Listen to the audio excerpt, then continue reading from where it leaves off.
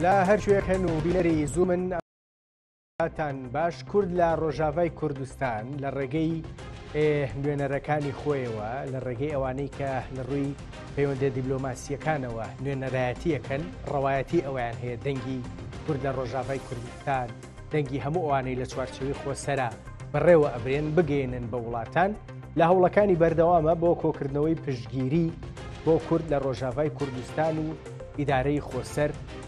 بەگشتی لەو نێوەندەیە ئیلهام ئەحمەد و باڵێن شاندێکی یاوەری چەند ڕۆژێکە لە بەریتانیان باڵێن کۆمەڵێک کۆبوونەوە و دیداریان هەبووە قسەی خۆیان بە بەریتانیەکان گەیاندووە ئەوەی پێویستیانە ئەوەی پیر و بۆچوونی ئەوانە تایبەت بە سووریا و ڕۆژاوای کوردستان گەاندویانە بە بەریتانیەکان بە دڵنیاییەوە بەردەوامیشە بن لە کۆبوونەوەکانیان بە دیاریکراوی نوێنەرانی دیبلۆماسی خۆسەر و ڕۆژاوای کوردستان مەسەدا چیان بە بەریتانیەکان وت و با بڵێن چ داواکاریەکیان لە شێواز و جۆری پشتگیریکردنی ئەوروپیەکان بە تایبەت بەریتانیەکان بۆ ڕۆژاوای کوردستان و بۆ سووریا بۆ داهاتووی سووریا بەگشتی هەر لەو نێوەندای قسەیەکەیە کە بە دڵنیاییەوە چەند ڕۆژی داهاتوو لە ئەمریکاشە بن بۆ دەست بەکاربوونی مەراسیمی دەست بەکاربوونی دۆناڵد ترەمپ سەرۆکی ئەمریکا ئەوێش دەرفەتێکی باشە بۆ ئەوەی قسەی خۆیان بە ئەمریکیەکان بگەێنن لەم نێوەندەیە بە دڵنیاییەوە جۆرێک لە کرانەوەش لە بینی باشووری کوردستان و ڕۆژاوای کوردستان هەنکاڵم کرانەوە بە دڵنیاییەوە بە بارە ئەرێنیەکەیە شان لە باشووری کوردستانەوە چوون بۆ ڕۆژاوای کوردستان یەکتریان بینی وە قسەی ئەرێنی لەو بارەوە لە ئارادان کە ئەمە بە دڵنیاییەوە پرسێکی گرنگە چونکە دوجار بمانێ و نەمانەوە ڕۆژاوای کوردستان بۆ ئێمە لە باشووری کوردستان قوڵای استراتیژی خۆی هەیە و ئێمەش بۆ ئەوان قوڵای استراتیژین جگەلەوە بە دڵنیایی لە سووریا بەگشتی پرۆسێکی دیاریکرا و دەستی پێ کردووە لە دیوە سیاسیەکەیەوە هێشتان تانوپۆکەی دیار نییە خاو دەرەکەوێ ئەگەر 20 ڕۆژ لەمەوە پێش 15 ڕۆژ لەمەوە پێش بە دڵنیاییەوە قسەی جدیتری لەسەرکرا بەڵام ئێستا زۆر بەو شێوەیە نییە بۆ قسەکردن لەسەر ئەم پرسانە و ئەوەی سەردانەکەی کورد نوێنەرانی دیبلۆماسی ڕۆژاوای کوردستان بۆ بەریتانیا وردەکاری زیاتر من بەختیار مامشێخ سیاستکار و ئەندامی شارەوانی شانەی کینزنگتن و چێلسی لە لەندەن بە سکایپ لە ڕێگەی سکایپەوە لەگەڵمایە هەڤاڵ بەختیار سلااوت لێبێ هیوادارم زۆر باشبی بەخێر بیتەوە بۆ زووم لوتفت هەیە دەمێکە قسەمان نەکردووە ئێوە با بڵێن چانسی ئەوەتان هەبوو لەگەڵ هەڤاڵانی ڕۆژاوای کوردستان یاوەریتان کردن لە بەریتانیا لە لەندەن کۆمەڵێک کۆبوونەوە دیداریان هەبوو قسەی خۆیان بە بریتانیەکان گەیاند ئەتوانی پێم بڵێ ئەو شاندەی خۆسەر و مەسەدە بە دیاریکراوی چیان کرد لەوێ شەوتان باش کاکەرەن زۆر سوپاس بۆ ئەو دەرفەتە ساڵی تازەتان پیرۆز ساڵی خێر و خۆشی لێبێ ئازادی زیاتر بۆ خوشکوبرایانمان لە ڕۆژاوا و کۆدەنگی و یەکدەنگی لە باشووریی شاڵە بۆ بەرپەسدانەوەی هەموو شارەکان بەڕاستی هاتنی ئەو وەفدە لەو کاتە زۆر گرنگ بوو بۆ لە دوو لایەنێکیان بۆ ئێمەی کورد لە هاندەران گوڕوتینێ بە ئێمە دەبەخشێتەوە کە بزانین خەڵکانێکان زۆر دڵسۆزانە دەجەنگان شەڕیان کرد گوند و کوچ و کوڕ و کەمینەکانیان پاراست خەڵک لە ڕۆژئاوا ڕێزیان لێ دەگرێت کورد زۆر ئازان ئێمە هەمیشە ئازا بووین لە جەنگە توانیمانە ینی کچ و کوڕانمان زۆر بەجەرگن ئازان بەڵام نەمانتوانیوە لە سیاست و دیبلۆماسیەت سەرکەوین تا ئێستا بەڵام خۆشبەختانە وردە ئەو یادیەش وا خەریکە فێر دەبین لەو چەند ڕۆژێ ڕابردوو کۆمەڵ ڕۆژانە چالاکی هەبووە یەکەمین چالاکی گرنگ لە پەرلەمانی بەریتانیا بوو کە خاتو ئیلهام ئەحمەد و لەگەڵ کاک حەسەن محەممەد عەلی کە نوێنەرایەتی پەیوەندیەکانی دەرەوەی ڕۆژاوا دەکەن لەوێ بوون قسەی زۆر باشیان کرد ڕایان ئەوە بوو لەوێ میوانی زۆر باش هاتبوون بەڕاستی لە هەموو چالاکیەکان وەزیری بە دیفاعی پێشتر بۆ نمونە دوێنێ شەو لە یادی 10 ساڵی کۆبانی کۆمەڵێک لۆرد و کۆمەڵێک وەزیر و خەڵکی زۆر باش دەنگ یانی لەڕێی ئەوانەوە دەنگیان دەگاتە حکوومەت و ئۆپۆزیسیۆنی بەریتانی و میدیای بەریتانیش پەیامە سەرەکیەکان ئەوە بوو فشار بەریتانیا ئەو بەتایبەت بەریتانیا کارتەکانی بەکار نایەنێ بۆ ڕاگررتنی فشارەکانی تورکیا ئەوان تەنها تورکیا بە هەڕەشە دەزانن ئەگە تورکیەکان لەیان گەڕێن خەرچی ڕۆژئاوا و سووریەکان بخوان دەتوان بێکۆ بژین ئەگە ئەجندای دەرەکی لەبگەڕێ ئەوان دەتوانن داوایان لە حکوومەت و خەڵکی بەریتانیا کرد لە ئۆپۆزیسیۆن و پارتی فەرمانڕەوا کرد کە کارتەکانی بەکاربێنن بۆ ئەوەی ئەو منتەقە ماوەیەکی زۆرە لە شەڕدا پێویستی بە ئاسایش و ئارامی و سەقامگیریە وڵاتەکە وێرانە پێویستی بە ئاوەدانکردنەوەیە پێویستیمان بەوەیە دایلۆگ بکەین زۆر ڕوون بوون لەوە لەو سێ چوار ساڵێکێکرا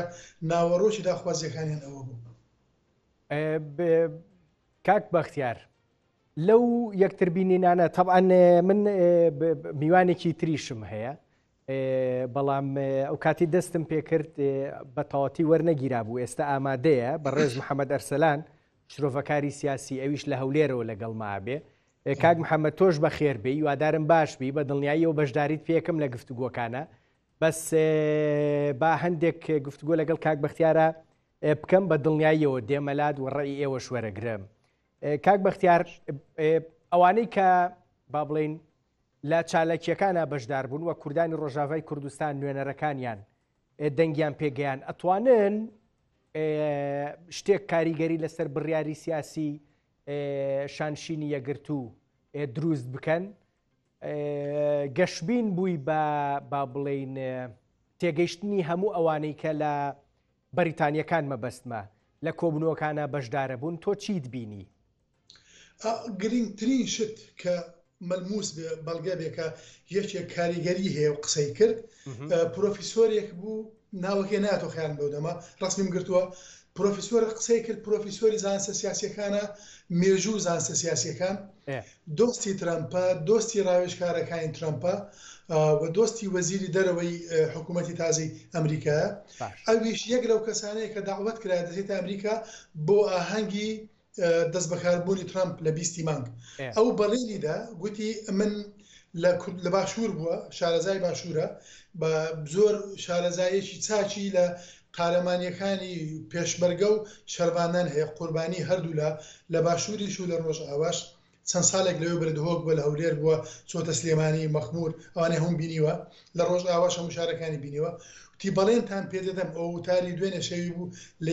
یادی 10 ساڵەی کۆبانێ کە زۆر بۆنەیەکی زۆر گرنگ بوو گوتی بەڵێنتان پێدەدەم من کە دەچمە ئەمریکا ڕاوێژکارەکانی ترامپ دەبینم و ترامپ پیشڕەنگە خۆی ببینم پێیان دەڵێم ئەو خەڵکەی کە ئێمەیان ڕزگار کرد شەرەف و کەرامەتی ئێمەیان پاراست بەهاکانی دیموکراسی و مافی مرۆڤ و سیستمی لیبرال دیموکراسیان پاراست کورد بوون ئێستا ناکرێت ئێمە پشتلەوانە بکەین وازیان لێبین ئەوە گرنگترین پێیان بوو و هەفتەی ڕابردووش جەنابتان ڕەنگە ئاگادار بن دۆنالد ترامپ لە دیمانەیەکی ڕۆژنامەوانی پرسیارێکیان لێ گوتیان ئێوە 2500 سەربازی ئەمریکی سەرباز و کاک بەختیار بمبورە ئەوەی ئەو کەسەی باست کرد ئەوە با بڵێن بەڵێنی بە ئیلهام ئەحمەد و شاندەکەی ڕۆژاوادا ئەمە بگەێنەیان تۆ بینیتن بە هەمومان چونکە ئیلهام لەوێ بوو ئیلهام بوتاری پێشکەش کرد حەسەن محەممەد علی بوتاری پێشکەش کرد کاک عوسمان بایدەمیر لەوێ بوو خەڵکێکی زۆر لەوێ بوو بەریتانی و غیرە بەریتانی زۆر بەڕوون و ئاشکرایی بەگوتی بەڵێنتان پێدەدەم جێم لێدەگرن من دۆستیان نزیکەوە جا ژمارە وشتان گۆڕیەوە کاک بەختیار لەگەڵ یەکتریا بۆی لە پەیوەندیا بن ئەمە با بڵێن بیدۆزەرەوە باش ئێستا زەمان گۆڕاوە کاکە ڕەنج بڕوا بکە ئێمە بەس لەو دەما من 2 مانگ پێش ئێستا لە خزمەت جەنابتان بووم لە کوردستان زۆر پێم دادەگرت لەسەر هەبوونی ئۆپۆزیسیۆن و لە سیستەم منازەمچی بەڵام ئێستا پێشهاتەکان گۆڕان ئێستا لە هەموو شتێک گرنگتر ئەوەیە دەبی هەموو حزبەکان ئەوە یەک تاقە کورسیشی هەیە بچێتە حکوومەتەکە بۆ ئەوەی لە بەرامبەر بەغدا بەرامبەر هەموو نێران ڕوونە کاک بەختیار بیدۆزەرەوە و چێ ئەزانی ئەتوانێت کاریگەری لەسەر کەسایەتیەکی وەکو ئەو بەڕێزەی باست کرد ئەتوانێت دروست بکە بۆ ئەویشی بنێرە بە ئەویش بەردەوام مێشکی بەرێ بۆەوەی پشتگیری بۆ ڕۆژاوای کوردستان لە ئەمریکاوە دەست بخە بۆیە سوپاس بۆ هەوڵەکانتان من ئاگام لێتە لە بەریتانیا زۆر خەریکی پێشی بڕۆی کاکەرەنج دیقەتدا ئێمە لەو هەموو خەڵکی ڕۆژهەڵاتی ناوەڕاست مەزلوم عەبدی داوەت کراوە بۆ ئەوە پەیامێکی زۆر بەهێزە وەڵا بۆ ئەوە قسەیەکی تایبەت مەبێ بەس دواتر کاک بەختیار بەڕێز محەممەد ئەرسەلان دووبارە سلااو لێبێ بە خێربەی بۆ زووم ڕۆژاوای کوردستان لە دۆخێکی دیاریکراوە دوای گۆڕانکاریەکانی سووریا و سەرباری با بڵێن ڕەهەندە سەربازیەکە کە بەردەوام دەستە و یەخە لەگەڵ هێرشەکانی تورکیا و گروپە چەکدارەکان خەریکە و بە نزیکەی ڕایگرتوونەوە مانگێکە بێ هیچ پێشڕەویەک لە گروپەکان و تورکیاوە نەکراوە بەڵام لە ڕەهەندە سیاسیەکەی شۆ دیبلۆماسیەکەی شۆ وردە وردە خەریکی با بڵێن لۆبیکردنە لەمڕۆ تۆ دۆخی ڕۆژاوای کوردستان هەڵوێست و مووقیفی ڕۆژاوای کوردستان چۆن نەبینی؟ بەێ دەستپێکێ زۆر سپاس بووە و میوانێ وا و تەماشەوانن هەموو تلڤیزیۆنی زوم ئەم یعنی ئەو پێشکەتنێن کو ڕۆژاوا ینی سووریە گشتی و ڕۆژاوای کوردستانی چێ دەبێ طبی ئەو ینی ئەنجامێ 10 سال بهتر دکار و خەباتێک و هاتیە مەشاندن و تایبەتی ئەv ڕوژên dawiyê mangên dawî yek û pêşketinê ku giştî Sûriyê çêbû wek wa daxiya kirin ev heyvekî dewleta Tirkiye hemû êzê êrişî Rojava dike dixwaze ew destkeftiyên ku heyî ji destê Kurda derxîne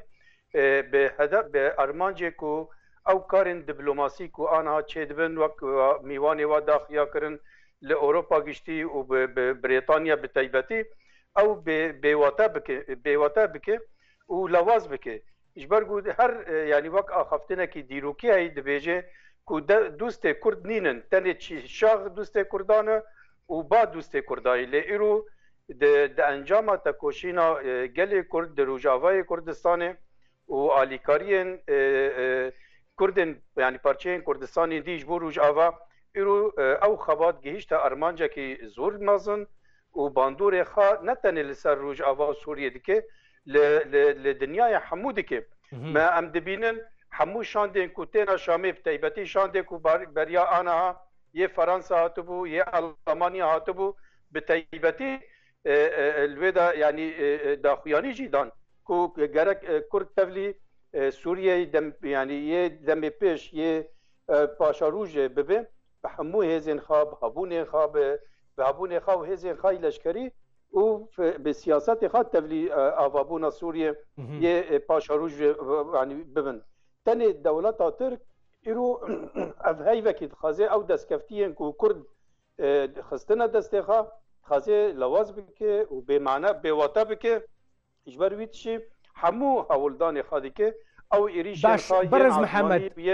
بەرز محەممەد بەرز محەممەد ئەم ویستە تورکیا کە وازحە بەرامبەر بە ڕۆژاوای کوردستان و بەرامبەر بە کورد بەگشتی چی ئەوێ ئێستا بربەستێکی بەهێزی ویستێکی هەرێمی و نێودەوڵەتی کەوتووە بەوەی کە کورد لە ڕۆژاوای کوردستان هەم لە ڕووی سیاسی هەم لە ڕووی سەربازی هەم لە ڕووی ئیداریە بێ بوونێکی بەهێزی لە داهاتووی سووریایە هەبێ ئەم هەڵوێستانەی تۆ ئەیبینی لە وڵاتانی ڕۆژاوا لە ئەوروپیەکانەوە بربەستی گەورن بۆ ویستە تورکیا کە بەرامبەر بە ڕۆژاوای کوردستان کە ویستێکی باڵێن بەڕاستی ویستێکی باش نییە ویستێکی خراپە بەڵێ ینی ئەو هەموو تورکیا ینی بەریا 100 سال تقریبا ئەگەر ئەم دیرۆکە تورکیە وەرن ینی ناس بکن لەسەر قەتلیعام و تونەیکردنە ملت هاتە ئاواکردن ئەگەر قەتلیعامی لەسەر کووردا هاتە kirin ser Ermenî û ser Asorî hatine kirin û ser wî esasî dewleta Tirk wek yanî ana em wan dibînin hate damezrandin û hate avakirin dewleta Tirk di hindirî mejiyê xwe de dibîne hebûnê xwe li ser tunêkirina milleta yanî ava dibe pir millet tunêkirin lewaz kirin tenê Kurd ev 100 sal hemû hewldanê xwe didê meşandin ku ew jî bike yan tuneyî bike lê feqat ew berxedaniyê ku di Rojava de hatiye meşandin شر كل ودا هاتيه مشاندن سياسات كل ودا هاتيه مشاندن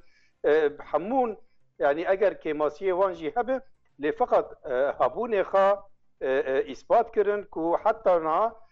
تو دولت يعني حمو اوبوزيسيون سوريا معارضه سوريا كل جم تركا هبون ين دولت خارجيما سوريا هبونا كرد وك هبونا كي قبول نتكرن يروح حمو يعني او هبون قبول دكن يعني حمو حتى نا او شر هبون دهات مشاندن او هبون جيل سر حموها تفرز كرن دو تيبتي السر تركاها تفرز كرن اجبويت يعني ام روجانا جي دبينن ايروجي قتل عام دامشاندن سر او ملتما يكوباني يجو بري خدابو بندافا تشرين ايرو بسلاح هوائي ايريشي وان كرن دخازي يعني او اراده قال كرد بشكينه لايرو حمو يعني دولة دنياي اراده قال كرد ناس كرن نكو ايرو ناس كرن جي دسبيك 2014 بدم شركرن البرنبر داعش وتيكشونا داعش 2019 حمود دنیای یک پرسیار زۆر گرنگە یەک پرس ڕاستیەکەی نەک پرسیار بەڕێز محەممەد زۆر گرنگە بە کورتی جوابم بەرەوە ینی بەردەوام لە 2014 و دواتر لە شەڕی داعش و دواترە ینی بەردەوام کاتێ باسی کورد کراوە وەکو ئازا وەکو شەڕکەری ئازا و ئەمانە یعنی چوارچێوەی پشگیریەکان لەم ئاستەیە بوون پێتوانیە خەریکە ئەم دیدا گۆڕێ و با بڵێن لە دیدێکی استراتیژی سەربازیەوە خەریکە گۆڕێ بۆ دیدێکی کە ڕەهەندی سیاسی هەیە ئێستا پشگیریەکان بۆ ڕۆژاوای کوردستان تەنها لە ڕەهەندە سەربازیەکەوە نییە تەنها بوونی هاوپەیمانان نییە لە ڕۆژاوای کوردستان بوونی ئەمریکانیە لە ڕۆژاوای کوردستان لە ڕووی سەربازیەوە بەڵکو تێگەیشتێکی سیاسیە تێگەیشتێکی با بڵێن سیاسیە بۆ کورد لە ڕۆژاوای کوردستان و ئەمەش گرنگە ام دکارم بیجن 2014 حتی 2024 کرد دملی لشکری دا خواه اثبات کرد آنها 2025 پشتی او هفدیتنین که ایرو لبریتانیا چه بو بریان حال فرانسا چه بو دم پیش گر خاطو الهام احمد داخیا کرن که بیستی ما افمانگ لامریکا الواشنطن الاوایا سپی و بجداری یعنی آهنگ ترامپ بن اف همو سرکفتنین سیاسی نه اگر او سرکفتیان سیاسی چه ندبا يعني او حتى او يعني يكيتيا يعني ناف هيزن كرداجي چه ندبو او نونر بريز مسعود برزاني كو هاتبو قامشلو بريز مسلوم عبدي رارونش اف حمود اسكفتن سياسينا كو اگر اف نگيشتبان وي اف پیشکتن گشتی چه ندبو او جیوین کل بریتانیا چه بو نا پارلمان بریتانیا چه بو او جی چه ندبو و کرد ندهاتن دعوت کردن بو واشنطن زۆرڕوونە زۆرڕوونە بەڕێز محەممەد مازن هاتنە چێکردن بەدڵنیایی هەڤاڵ بەختیار ئیلهام ئەحمەد ڤیددیۆیەکی بڵاو بۆ ڕۆژنامە نووسێک بڵاوی کرۆتەوەر لە بەریتانیا نازانم بینیتیان نا پرسیاری لێیەکە ئەڵێ بیستی مانگ لە واشنگتن بن یان نا بۆ دەست بەکاربوونی دۆناڵد ترەمپ ئەڵێ ئیشەڵڵا ئەم ئیشەڵڵایە ئەمێ بزانم لەو بارەیەوە تۆ لەگەڵ یا بوویت باشە لەو بارەیەوە چییە زانی لە ئەمریکا بن یان نا ئامادە دەبن بە فەرمی بانکراون بەڵێ ئامادە دەبن بەم سۆگەری ئەوە خەبەرێکی خۆشە باش طبعاً وتی چی بە ئەمریکیەکانەڵێن هیچ دیارە ئەگەر بکرێ هێڵە سەرێکیەکانم بۆ باس بکەیت لە کۆبنەوەکەی ناو پەرلەمان زۆر پێم خۆش بوو ینی ڕوونیەک نەبوو لە هەڵوێستی من بەخۆم تێدەگەم چکە لە ژێر فشارێکی زۆرن خۆشکە برایانمان لە ڕۆژئاوە هەڵوێستێکی ڕوونیان نەبوو چکە هەمووی کەمتر لە مانگێکە ئەو ڕوویداوە ڕژەین بەشار ڕووڕا چ جۆرە حکوومەتێکتان دەرێ ئەو جارە ئیلهام خان زۆر ڕوون بوو وتی ئێمە نیزامێکی فیدرالیمان دەوێ حکوومەتی خۆسەری هەبێتن و زۆر ڕوون بوونەوە ئەمەش پێشنیارمان کرد من پراسی پرسیارم لێ کرد گوتم باشە تۆ ئێوە با دەکەن بەڵام ئەوە دەستوری دەوێ حکوومەتی سووری بەنیازە سێسوا ساڵی داهاتوو دەستور بنووسێتەوە ئەم پێم وایە ئێمە دەبی ئێمە و ئێوە هەمومان یەکین دەبێت بە زووترین کات دەستورێک بۆ ڕۆژاوە ئامادە بکەین دەستورێکی هاوچەرخ ئێمە دەست پێش خەریب بکەین پێشی سووریا ئەوان دەستوری ئامادە بێ دەستوری ئێمە ئامادە بێ چونکە دەستور ئاوێنەی وڵاتە زۆری حکم زۆرە حکمێکە هەڵبژاردن چۆ دەکرێت کانتۆنەکان چۆن هەموو دەبێت ڕوون بکرێتەوە داهات چۆن خەرج دەکرێت چەند سازارێک هەڵبژاردن دەکرێت دەبێت ئەوانە بکەین واگەر ئێوە ئامادەن بۆ ئەوە ئەگەر ئێوە ئامادەن بۆ ئەوە من ئامادەم یەک دنیا خەبیرت بۆ بێنم یارمەتیتاندەن لە نووسینەوە ئەو دەستورە خەبیر ئەزبیانی من ناوێ ماشاءالله ئێستا لە کوردستان سەدان مامۆستا و دکتۆرە پرۆفیسۆرمان هەیە لە قانون دەولی هەر ئەوانە دەتوانین نیشەکە بکەن کەسی کەمان نایە حاڵ زۆر بەشیان ئامادەن دڕنیان بەدایان زانکۆی کوردستان مامۆستاکانیان ئامادەن بەخۆ بەخش بێن یارمەتی بدەن هەڤاڵ بەختیار ڕوئایەکیان هەبوو بۆ دەستور گرنگە بۆیە بە دیاریکراوی باسی یەکەم ڕوئایەکی دیاریکراویان هەبوو ئەوان لەبارەی دەستوری داهاتووی سووریاوە بەڵێ ئەوان یعنی پەلیان نەکردلەوە چونکە بەڕاستی من تێدەگەم شتەکان لە ماوەیەکی کورتڕە تۆ فریا ناکەوی بپڕژەیە سەر هەموو شتەکان بەڵام کە تۆ شتێکیان بیر دەخەیەوە دەزانن ئەو زۆر گرنگە کە پێشنیارم کرد قبولی کرد بە سوپاسەوە و قبولیش کرد کە ئێمە یارمەتیان بدەین کەواتە ئێستا ئێمە مامۆستایانی قانون دەستوری لە کوردستان لەژێر بەرپرسیارەتێکی مێژوویی ئەخلاقیدان کە ئامادە بن یارمەتی خوشک و برایانمان بدەن لە ڕۆژاوا بۆ نووسینەوەی ئەو دەستورە بە دڵنیایی یەک پرسیتر گرنگە پرسە سەربازیەکە زۆر باس لە مەسەلەن تێکەڵبوونەوەی هەسەدە لەگەڵ وەزارەتی بەرگری ئەوەی کە لە سووریا لە دیمەشق دروستکراوە و ئیترم پرسە سەربازیە ڕوونە چۆن قسەی لەبارەواکرێ هیچ ڕوئایەکی دیاریکراوی وت کە ئەیانەوێت چۆن ئەم تێکەڵیە سەربازیە دروست ببێتەوە ڕاستیەکەی لە کۆبنەوەکان باسی ئەوە نەکرا چونکە ئەو ئیلهام خان بەرپرسی بەشە سیاسیەکەیە چونکە ئەوە وردەکاری ڕەنگە لە چەند مانجی داهاتوو ئەوە ڕوون بێتەوە کاتێک کە مسودەی ڕەشنووسی دەستور نووسی ئەو کاتە تۆ دەبێ وەڵامی ئەو پرسیارانە هەموو بدەیتەوە دەستورەکە لە ماوەی 3 مانگ توانی ڕەشنووسەکە بنووسی دەتوانین لە 3 مانگ دوای ئەوە دەنگی بۆ بدەیت تەربیخی بە قانون ڕاستە لەبارەی هێرشەکانی تورکیاوە قسە کرا و ئەمێ بزانم ئەوروپیەکان بریتانیەکان لەو بارەیەوە هەڵوێستیان چۆن بوو مەسەلەن چۆن سەیری تورکیاکەن چۆن سەیرێم هێرشاناکەن لە کۆبوونەکە کاکەڕەنز لە کۆبوونەوەکەی دوێنێ شەو کۆمەڵێ بەرپرس قسەی کرد لۆرد هەین هەیە لۆرداوە 20 ساڵاندا پەرلەمان بوو وەزیر بۆ ئێستا لۆرد هەین ئەو زۆر بە کورتی گوتی گۆڕانکاری زۆر گەورە بەڕێوەیە کەس ناتوانێت ئێوە لە ناوبە ئێوە ئەویش سێ چوارەشان قسەیان کرد هەمووی بۆ ئاراستەیە کوردەکان چیدەنە قەیناکە بەڵام غەیرە کوردەکەس دەرەوە بەلای منەوە چونکە ئەوان کاریگەریان لەسەر بڕیاری سیاسی و میدیا و ڕایگەشتی ئەو وڵاتە هەیە کاک بەختیار ئەڵێ وتوێتی کەس ناتوانێت ئەوە لە ناو ببا لەبەرەوەی ئێمە خۆمان بەهێزین یان ڕاستیەکەی هەر گەرەکیش نییە ئێمە لە ناو ببرین لەبەرەوەی ئێمە خۆمان یعنی ئەو شاهێدیانەی ئەو خەڵکانە لەوێ بوندیاندا من نەچوومەتە ڕۆژاوە بەداخەوە ئینشاءالله لە نزیکانە دەچم مانجی داهاتوو لەگە تیمێک بەڵام ئەوانەی لەوێ بوونە دەڵێن ئەو شێوازە حکومڕانیە هەیە لەوێ و بەو جۆرەی ئافرەت دەپارێزرێ خانمێک گوتی محامیەک بوو گوتی لە هیچ شوێنێکی دنیا ئەو لە غەربیش ئەوم نەبینیوە ئەو سیستەمە حکومەی لەوێ هەیە هەچەندە بەو ئیمکاناتەکەمەی هەیەە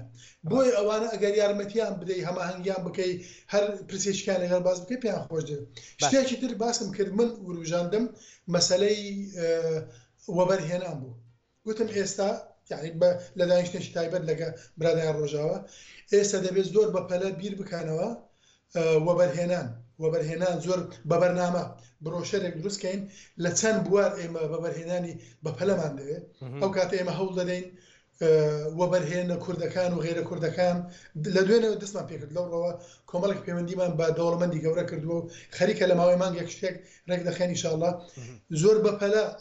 ڕۆژاوە ئاوادانکەین نەخۆشخانە و ڕێگاوبان و قوتابخانە و ژێرخانی ئابووریان بۆ دروستکەین یارمەتیان بینەوە هەرکە ئەوە باش بوو ئەوەی تر ئۆتۆماتیکیە شەرعیەتەکە خۆی دێ زۆر ڕوونە بەڕێز محەممەد لەم نێوەندەیە بەردەوام ئێمە وەکو کورد چاومان لە یەکبوونی گوتاری کوردستانیانەی هێزە کوردیەکانە لە ڕۆژاوای کوردستان لەو نێوەندەیە با بڵێین هەوڵ زۆر هەن ئەتوانی پێم بڵێ بە دڵنیاییەوە زانیاریتان لایە و تێگەیشتنتان بۆ دۆخەکە هەیە لەم بارەیەوە ئێمە لە ڕۆژاوای کوردستان لەبارەی هەم یەک ریزی هەم یەک گوتاری یەک تێگەیشتن لەبارەی داهاتووی سووریا و ڕۆژاوای کوردستان ئێمە گەیشتوین بە چی لە کەنارێکی ئارامای نزیکین لەوەی کە با بڵێن لە دۆخە نەرێنیەکە تێپەڕین لە دۆخێکی ئەرێنیابین؟ بەڵێ ینی ئەو پێشکەتێن کو هێندری سووریە گشتی چێبوون و تایبەتی ڕۆژاوادا فەرز دکرد سەر کورد هەموو بە یەک هەلوەست بچن شامێ بە یەک خیتاب ینی بە یەک دەنگ بچن شامێ کولوێدا داخوازە گەلێ کورد هەموو بێشاندێکی وەرێ داخوازکردن و لەسەر ئەساسی ئەو کار و خەباتێک و ینی ئەف دەمەکی درێژ تێ دەمەشاندن لێ ئەف دەمێن داویە باندورێ خال سەر هەرێمێ کوردستان جی چێکرد بە تایبەتی لە ینی ئەو هاتنا شاندێ بەردەفکێ بەرێز مەسعود بارازانی و دانیشتنێ وان ینی جڤینێ وان مەزلوم عەبدیرا چێبوو بەرێز مەزلوم عەبدیرا ئەف ینی بەرز محەممەد ئەوە هەر ئێستا بە پەلەیەک ئەڕوا لەسەر شاشەکانی زووم ئەلمۆنیتەر ئەڵێ بڕیارە سبەینێ بەڕێز مەزلوم عەبدی پێدەچێت سبەینێ مەزلوم عەبدی هەڤاڵ عەبدی سەردانی باشووری کوردستان هەرێمی کوردستان بکە و لەگەڵ مەسعود بارزانی سەرۆکی پارتی دیموکراتی کوردستان کۆ ببێتەوە بە دڵنیاییەوە لە چوارچێوەی هەوڵەکان بۆ یەک ریزی یەک گوتاری و تێگەشتێکی هاوبەشی کوردستانیانە و کۆمەککردنی کوردانمان لە ڕۆژاوای کوردستان ئەمە گرنگە سەرباریەوەی گرنگە بۆ دوورخستەوەی هەندێک لەو فشارانەی دیکەش کە لەسەر ڕۆژاوای کوردستانن و لەو نێوەندای من بە دیاریکراوی باسی تورکیاکەم جا لەو بارەوە ئێمە لە باشووری کوردستان چیمان پێکرێ بۆەوەی بتوانین لەبارەی کەمکردنەوەی فشارەکانەوە هەم یەک ریزیەکەم کەمکردنەوەی فشارەکان کۆمەکی ڕۆژاوای کوردستان بکەین. بەڵێ ینی ئەف ئەس تەخمین دکم هاتنە بەرێز دەربەندی و ئەو ژڤینێک و بەرێز مەزلوم عەبدی ڕاچێ کرد هم ji bo yekrêziya partiyên Kurd ku beremberê hev yekrêz bin bi yek bin yek deng bin Şamê û aynî wext ez texmîn dikim ku hazirkirina ji bo ew yani gor ew xeberê ku monîtor belav kiribû ku sibêniyan yani çend roj dî ew jivînê ku navberê berêz Mesûd Barazanî û berêz Mezlûm Abdî çêbe yani ew xaftinekî welê heyî lê ew jivîn eger çê bibe yani sibê li hewlêr çê bibe ekîd yani ez texmîn dikim ku hemû rayedarên Kurd yên li Herêmê Kurdistan nêrînê wan gerek warê girtin bi hemû ra yani ne tenê bi tarafekî ra hemû tarafên ku li Herêmê Kurdistan hene ew jî yani gerek yani tevlî ew jivîn bibin ku jivînekî Kurdistanî giştî çêbe ne tenê jivînekî wek du partî nav du partî çêbin ez texmîn dikim ku ew najî wê bejdar bin yan eger bejdar nebin wana ra jî Mezlûm Abdî wê jivîn çê bibe wê çê bike taybetî Millê Slêmanî yan êzên ku li wê de hene yani ew jî kedeyê wan û rûlê wan mezin heye bi destdayîn yani bi alîkariyê ku didan Rojava yani ne jinada ev demekî pir dirêj alîkariyekî pir mezin dana Rojava lê aniha ew jivînê ku wek monîtor dibêje eger siba ew jivîn çê bibe wê bandorê xal ser her çar parçê Kurdistanê çê bike tenê yani li wê de Tirkiye helwesta Tirkiye pir lewaz bibe ji ber ku heta na Tirkiye êrişî Kurda dike bi destê Kurda yani em vî dîrokî Tirkiye baş nas dikin heta demekî nêzik em hemû dibînin çawa Tirkiye êrişî Kurd dike hemû der eger ew helwestê Kurdî hêzên Kurdî ku bi hevra çê bibe li wê de dewleta Tirk wê tenê bimîne ew jî Tirk dibîne yani ew Tirk baş dinase ku eger Kurd bibin yek hêzê wan namîne ji ber wê tiştî em dibînin Baxçilî yan Erdoğan her çavê wan li İmralî جا تۆ زۆر بە کورتی بەرز محەممەد پێم بڵێ ئێستا بەرز هەڤاڵ عەبدی دێت بۆ باشووری کوردستان ئێمە لە باشووری کوردستان پێت وایە ئەو گوتارەی کە بە ئاراستەی یەک ریزی کووردە ئەکرێ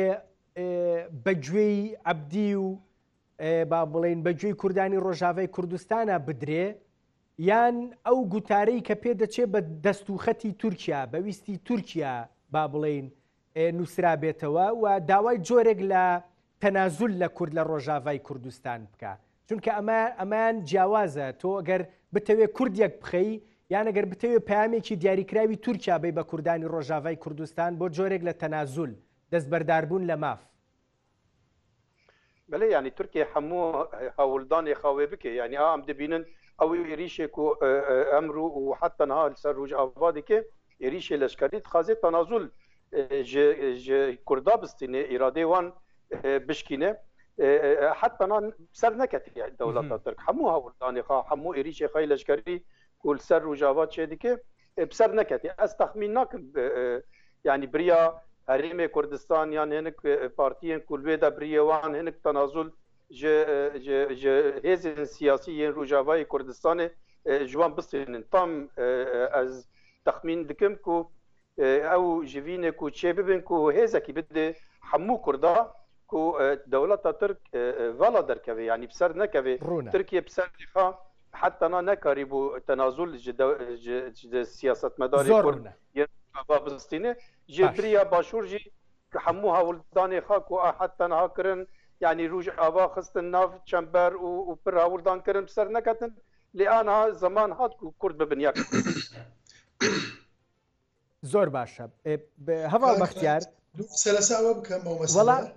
زۆر باشە بەڵام من ئێوە ماوەی پێشوش پێم وابێ ئاگادارم و هەوڵێکتان نەبوو دەست پێشخەرێکتان نەبوو لە بەریتانیاوە بەڕێز بایدەمیریش بە دڵنیاییەوە بەشدار بووتایە بۆ یەک ریزی کورد و کۆکردنەوەی پشتگیری بۆ ڕۆژاوای کوردستان ئەوە بەچۆ گەیژوە لەو چوارچێوەیەشە ئیتر ئەم پێش هاتە گرنگە هەیە کە هەڤاڵ عەبدی دێت بۆ باشووری کوردستان و بەسوود بارزانی دەبینێ ئێمە ئەو دەست پێش خێرەمان کرد لەگەڵ هەڤاڵی خۆشەویستمان کاک عوسمان بایدەمیر کۆبنەوەیەکمان ڕێکخست سمینارێکمان کرد کۆمەڵی خەڵکی باشمان بان کرد مەترسیەکە تازە سەرەتای ڕووخانی ڕژێمی ئەسەد بوو بەڕاستی لە ڕاوچێدا بوو ترسمان هەبوو نەمان دەزانین چ ڕوودەدا بە دوو پەیام دەرچوون یەکێکیان بۆ ئەوەی یارمەتی ڕۆژئاوا بدەین دەبێ خوشک و دەبێ حکوومەتی هەرێمی کوردستان بەهێز بێ و یەکدەنگ بێ بۆیە داوامان کرد حکوومەتێکی بنکە فراوان هەموو حەزبەکان تێدا بەشدار بن بۆی بەرامبەر هەموو لە یەک هەڵوێستمان هەبێ ئەوە بکەین و دووەمیش هێزەکانی ڕۆژئاوا یەکتر قبول بکەین چونکە لە مەیدان ئێمە بۆ زۆرترین قوربانیماندا کچان و کوڕانمان بوونە قوربانی بە هەزارانیان شەهید بوو لە شەڕی دژەدا عەیش لە پێشمەرگە و لە شەڕڤانان ئێستا کاتی ئەوەی ئێمە دایالۆگ بکەین قسە بکەین حکوومەتێک پێک بینین و هەردووچی باش بوو خەبەریشمان نرد بۆ هەردوو لە بۆ باشووریش و بۆ ڕۆژئاوا بۆ هەردوو لا زۆر بە ئیزاوی پێشوازیان کرد بەس گوتیان جارێ ڕاوەستن هەوڵی تریش هەیە خەڵکی تر هەوڵەکەت داتن لەبەر ئەوە ڕامان کرد بەڵام بیتر بەردەوام ئەمە کارمان لەسەوە کردووە دێمەوە سەر پرسیارەکەی بەڕێز ئەرسەلان ئەو ڕێی جەنابیان کە ئەمن ئاسانتری دەکەم کارێکە دۆزێک ئاسانتر بکەم سووریای تازە ناتوانانی پێشبینی هیچی لێ بکێت چونکە شڵەژاوە بەڕاستی ماوەیەکی دەوێت تا ئەوە دەڕوە تاکە هێزێک کە لە مەیدان هەیە خۆی سەرماندووە و دۆستی ڕۆژئاوایە و دۆستی ئەمریکیەکانە و ئەوروپیەکانە هێزی خوشکبرایانمانە لە ڕۆژئاوا بۆی ئەوان قومار ناکەن ڕۆژئاواییەکان ئەوە تێک نادەن و بینیشمان ئەو پەیامانەی کە ئەمریکا و فەرەنسا و ئیتالیا بەتایبەت ئەو سێ وڵاتەدایان تێ لە هەموو خەڵکیان گەیاند ئێمە دەست لەوانە بەرنادەین جارەکەی تر کە تورکیا هێرشی کرد ترەمپ شری کرد بەڵام ترەمپ ئەو جارە نایکە لەبەر ئەوەی خۆی 4 ساڵی تری ماوە دەست بەکار دەبی و دوای ئەوەش کچێکی یان کوڕێکی خۆی ئامادە دەکا بکا بەسەرۆک ئێستا فێری یاریەکە بوو ئەمە تازە بووە بەیان بۆ ئێمە بەڵێ بەچەقەنەیە بڕیار نادا لە ئێستاڕە یان کوڕ یان کەسی خۆی یان زاوایەکی ئامادە دەکەوەکو خێزانی بۆش بۆی بێسەرکردایەتی ئەمریکا بکە ئەو جارە بەعاقلانە چونکە کاک بەختیار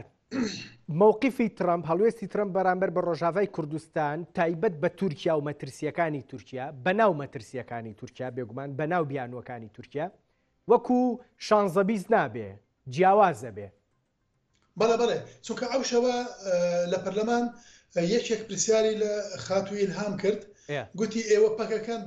پەکەکە لەگەڵ ئێوە شار دەکا گوتنە خێر ئێمە پەکەکەنین ئێمە خەڵکی ڕۆژاوین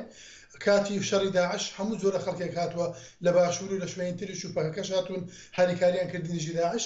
بەڵام ئێستا شەڕ نەما ئیتر ئاسایشە ئەوان نەماون ئەگەر خەڵکێکیش هەن ئەوانە بریندار بوون نەخۆش بوون خزمەتیان کردوین ئێمە ئەوە خزمەتیان دەکەین ئاگامان لێیانە ئەگە هەر کاتێک زانیمان ئەوانە دەبن بە کێشە ئەوان دێنێنە شوێنێکی تر زۆر بوون بوو لەسەرەوە زۆر دیبلۆماسی زۆر ڕوونە و خوشک و برایانمان لە ڕۆژئاوا تێگەیشتن یان دەزانن هەوڵ دەدەن خەمە پرچەکانی تورکیا بڕەوێنەوە و ئەمریکاش بەڵام لە منی وەگرن ئەوروپا و ئەمریکا ڕێگا بە تورکیا نادەن بێتە ناو سووریا بۆ ئاسانیە جاران نییە هەنجەت نەماوە دەبێ یارمەتی بدەن حکوومەتێکی بەهێز لە سووریا دروست بێ و شەڕ کۆتایی بێ زۆر باشە جا بەڕێزێ محەممەد ئەرسەلان من بە دەرفەت مەزانی با بڵێن کەسێکی سربەخۆم لەگەڵ ئابێ پرسیارێک هەیە بەردەوام لام با بڵێن جێی گەنگەشە و قسە لێکردن بووە ئێمە کە باس لە یەکدەنگی کوور دەکەین بەردەوام چامان لەوەیە خۆسەر پەیەدا با بڵێن چی ئەکا بۆ ئەنەکەسە بەڵام لە بەرامبەری شایەک پرسی دیاریکراوەیە حەزەکەم لەگەڵ ئێوەیە باسی بکەم هەڵوێستی ئێوە بزانم ڕێی ئێوە بزانم تورکیا لە ڕێگەی با بڵێن گروپگەلێکەوە هێرشەکانی ئەکا کە سوپای بەناو نیشتیمانی سووریایە و ئەم سوپای بەناو نیشتیمانیە باڵی سەربازی ئێتلافی نیشتیمانی سووریە ئەنە کەسە لە چوارچەوەی ئەم ئێتلافی نیشتیمانی سووریایە گونجاوتر نییە هەنگاوێکی دیاریکراوی سیاسی لە ئەنە کەسەوە بنین بە کشانەوەی لە ئێتلافی سووری بۆی جۆرێک لە نیازپاکی پیشان با بەوەی کە بەڕاستی من لە چوارچەوەی هێزێکان نابم کە هێرشەکاتە سەر براکانم لە ڕۆژاوای کوردستان بله ایش دەستپێکێ قریزا کول سووریە دەرکات ئەو ترکیە هەوڵدان کرد و هەنێک گروپên çekdar yani dibin navê artêşa Sûriyeyê netewî ku ava bike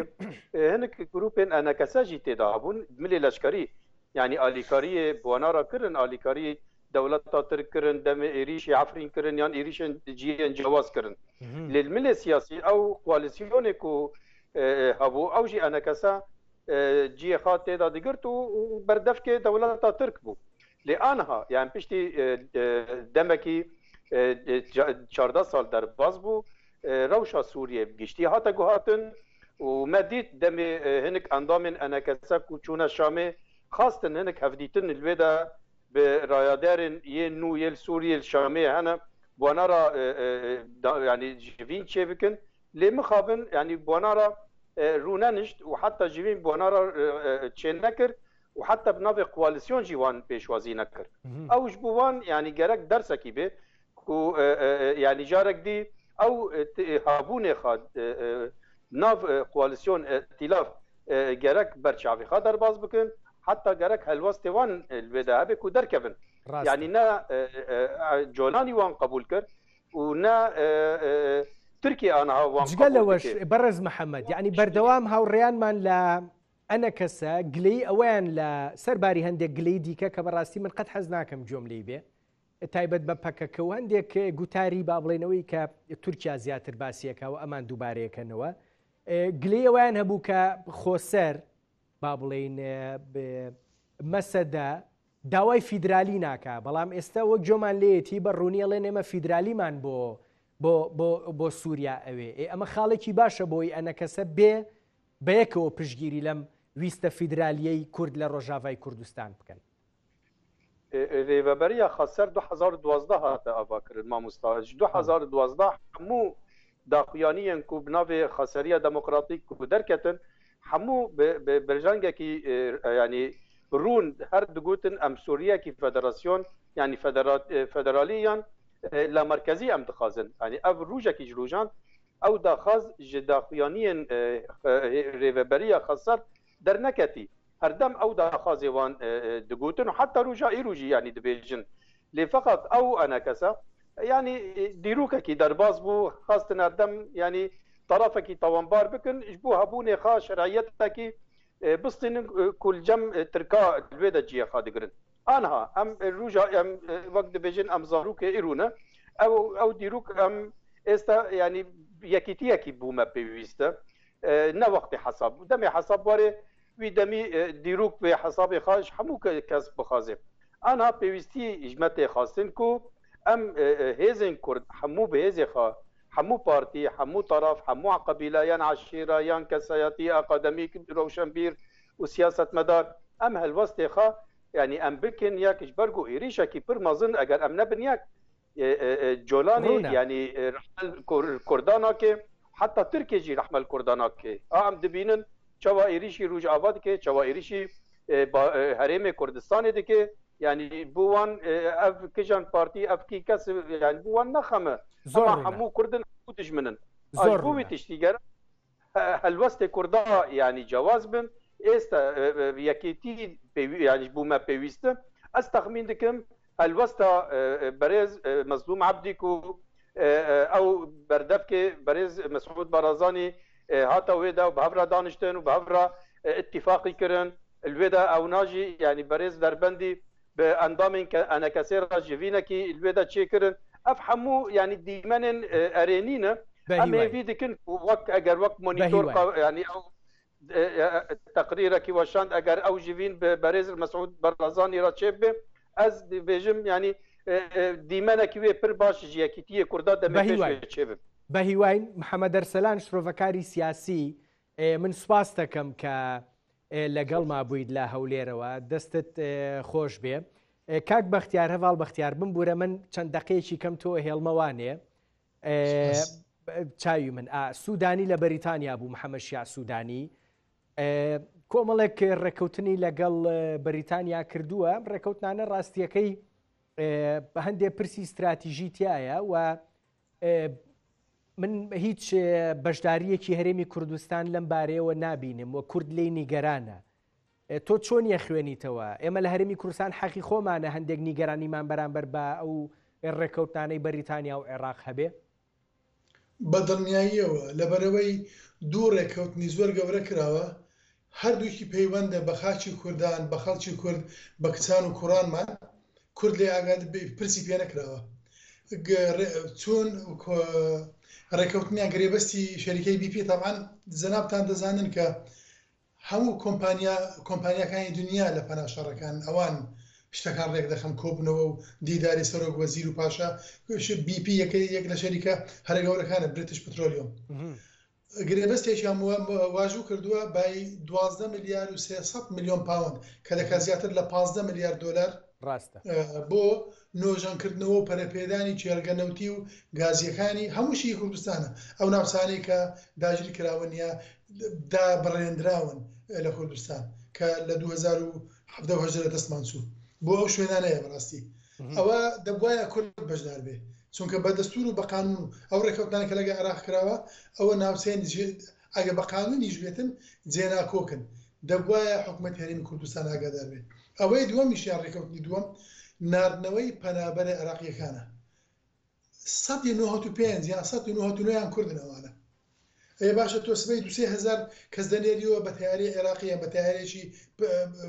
چارتەری دەکەی دەنێریەوە ئەو ئیتفاقی ئەوانە کردویانە کاگەڕنج بڕوا بکە زەعیفترین حکوومەت لە ئەفریقیا کەس بودجێ ساڵانەیان 50 میلیۆن دلار بێ لەگە بەریتانیا نایکەن چونکە لە بەرژەوەندی خەڵکەکەی نییە قەت نایکەن بەڵام حکوومەتی عێراق حکوومەتێکی زۆر لاوازە بۆ کورد بەهێزە چونکە کارتی بەدەستە پارەی بەدەستە هەچەند لاواز بن تااقەتی ئەوان هەیە زیان بە کورد بگەن لە هەرێمی کوردستان بەڵام لە ناوچەکە و لە دەرەوە حکوومەتێکی لاواز و مەهزوزە سەرۆک وەزیران دەوێت پێگەی خۆی بەهێز بکاتن گوای عێراق لە کێشەکان دوور دەخاتەوە و ڕێگە خۆش بکات جارێکی تر لە هەڵبژاردننی داهات و چووکە جەنابتان دەزان ئەو ساڵ لە مانجی 10 و 11 ڕەنگە هەڵبژاردننی گشتی ئەگەر بکرێت لە عێراقیە بکرێت دەوێت جێی پێی خۆی بەهێز بکاتن بڕۆنە لەنە ئەو دوو ڕێکەوتنە هەردووکی زەرەر و زیانێکی بۆ کورد و بۆ کوردستان هەیە و بەرامبەر ئەوەش من ژمارەیەک لە ماڵپەڕی فەرمی حکوومەتی بەریتانی تمشام کرد وردەکاری ڕێکەوتن نامەکە مانگێک پێشێستا مانگونێک پێشێستا وەزیری ناوخۆی بەریتانیا هاتە عێراق و هاتە کوردستان ڕێکەوتنی لەگە وەزارەتی ناوخۆی کوردستان و عێراق بەغدا کرد و پێم وایە 600,000 پاوەندیان دابوو بە وەزارەتی ناوخۆی کوردستان هەرێمی کوردستان بۆ ئەوەی مەشق و ڕاهێنان بە پۆلیس بکەن ئەو ڕێکەوتنەی دوێنێ کردویانە 81 میلیۆن پاوەند دەدەن بە حکوومەتی عێراق بە وەزارەتی ناوخۆ و هێزی سنوور لەواش کورد بێبەش دەکەن هیچیشی نادەن بە کورد و بە نەتیجەش بەشکست ئەو گەنجانەی کە لێرەن بە چەرمەسەری و قوربەسەری و ئەو هەموو بەحر و ڕووبار و خەتەر و لە دەست قاچاقچی و وانە نەجاتیان بۆ گەیشتوونەتە ئێرە کەیسەکانیان داخرا و دۆڕاندویانە حکوومەتی عێراقی رازی وەریانگرێتەوە ئیتر ئەوە دیانە سەفر ئەوانە و کۆمەڵێک کێشە بۆ حکوومەتی هەرێمی کوردستان و کەس و کاریشان دروست دەبێت. وڵای کاک بەختیار زۆر بە کورتی قسەیەکت کردوتە ئەوانەی ئەگەر بگەڕێنرێنەوە زۆربیان کوردن بۆچی پێت وایە زۆربیان کوردە بن بە کورتی زۆربیان کوردن چونکە عەرەب نانێستا وەزعیوان لە ئێمە باشترە ئەوان ئەوەی لە عێراق بوون کاتی شەڕی داعش هاتوون هەمووی خامایان وەرگرتووە ئەوانەی بەردەوام دێن کوردن بەشێکیان هەرێمی کوردستان بەشی زۆریان خۆیان بە ئێرانی دەنووسین یا شوێنێکی تر بەشی هەرە زۆرانی هەرێمی کوردستان ئێستا تۆزێک پێش ئێستا خەبەرێکم خۆیاندەوە دووسێ قاچاقچیان گرتووە حکوومەتی بەریتانی کاگەڕنج بە کورتی پێت برم لە قەیرانێکی ئابووری و سیاسی گەورەدایە کۆمەڵێک بەڵێنی زۆری داوە لە 6 مانگی ڕابرد و لە هەڵمەتی هەڵبژاردن زۆربەی بەڵێنەکانی شکاندووە دەیەوێت شتێک لە سەرکەوتنیشی بچووک دەگەڕێ پیشانێک دەبزانە من ئەوەم کرد بەڵێنی دابوو کە کۆچی نایەسایی کەم بکاتەوە 20,000 زیادی کرد لە 6 مانگە بەڵێنی دابوو ئینفلیشن هەڵاوسان ئەو ڕۆ تۆزێک دابەزیوە زیادی کردم بەڵێنی دابوو ئابووری باش بێ ئابووری خراپتر بووە دەیەوێت لە سەرکەوتنیشی بچووک دەگەڕێ بیفرۆشێتەوە میرە بیفرۆشێتەوە لەوێ باسی بکاتەوە عێراقیش سەرکەوتنەکەی بە هەرزانایە تقریبا دەستت خۆش بێ کوردی گوتنی پیاتی بەوی حەمامەوە دەکە خۆی هیچ سەری پێ نایەشێ کێشەکە بۆ ئەو نییە کێشەکە بۆ حکوومەت و هەرێم و خەڵکی کوردستانە بەڕاستی زۆر ڕوونە هەڤاڵ بەختیار مامشێخ سیاسەتکار و ئەندامی شارەوانی شاهانەی کینزنگتن و چێلسی لە لەندەنی بەریتانیا گەلێک سوپاس دەکەم دەست خۆش سپاس بۆ جەنابتان لوتفت هەیە